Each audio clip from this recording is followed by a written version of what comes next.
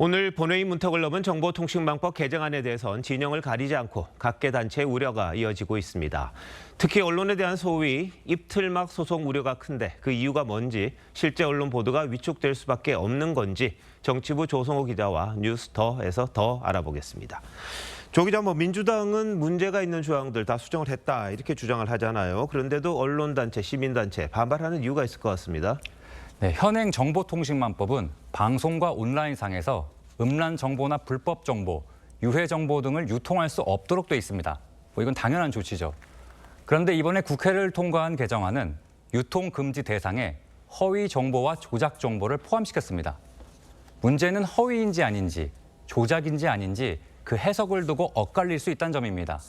가령 내용의 일부만 허위여도 허위 정보로 규정하고 있는데 전체 맥락이 맞더라도 다소 지엽적인 사실관계가 틀릴 경우 허위 정보란 이유로 징벌적 손해배상 대상이 될 가능성이 있다는 겁니다. 네, 언론이 모든 사실관계 잘 확인하는 게 이 책무죠. 근데 현실적으로 좀 한계가 있단 말이죠. 그러다 보니까 지엽적인 게 틀릴 수 있는데 이런 경우에도 최대 5배까지 손해배상을 해야 합니까?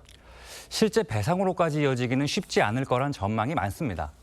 징벌적 손해배상이 이루어지려면 허위 조작 정보임을 알고도 유통시켰거나 타인에게 손해를 가할 의도 등이 있어야 합니다. 정상적인 언론사람은 상상하기 힘들겠죠. 네. 그렇다고 소송까지 막을 수 있는 건 아닙니다. 이른바 입틀막 소송 우려 때문인데요. 정치인, 고위 공무원, 기업인 등 권력자들이 자신들에 대한 비판 보도를 전략적으로 봉쇄, 즉 막기 위해서 내는 소송을 말합니다. 네, 조 기자 말한 것처럼 실제 배상 판결이 어렵다고는 하더라도 소송 들어오는 것 자체만으로도 언론이 위축된다 이런 말인 거죠. 네, 그렇습니다. 최근 정치권을 보면 언론이 의혹을 보도하면 법적 대응을 언급하며 부인하는 게 일반적인 패턴입니다. 네. 일단 소송이 들어오면 아무래도 심리적 위축감이 들 수밖에 없는데 소송 대응에 따른 물적, 시간적 소모가 적지 않기 때문입니다.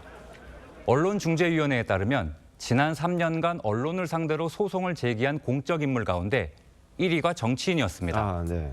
물론 정치인에게만 국한되는 건 아닙니다.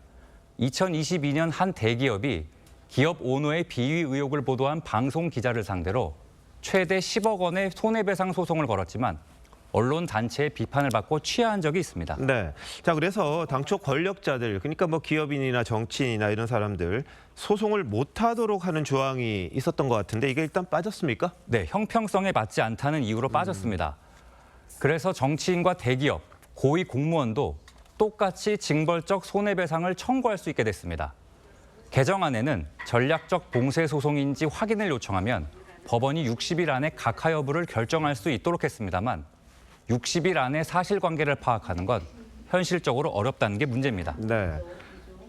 시민단체가 대통령에게 거부권 행사까지 요청했더라고요. 현실적으로는 쉽지 않아 보이긴 하는데 이 알 권리가 줄어들었을 때 그 피해가 누구한테 갈지 좀 따져봐야겠군요. 조 기자, 잘 들었습니다.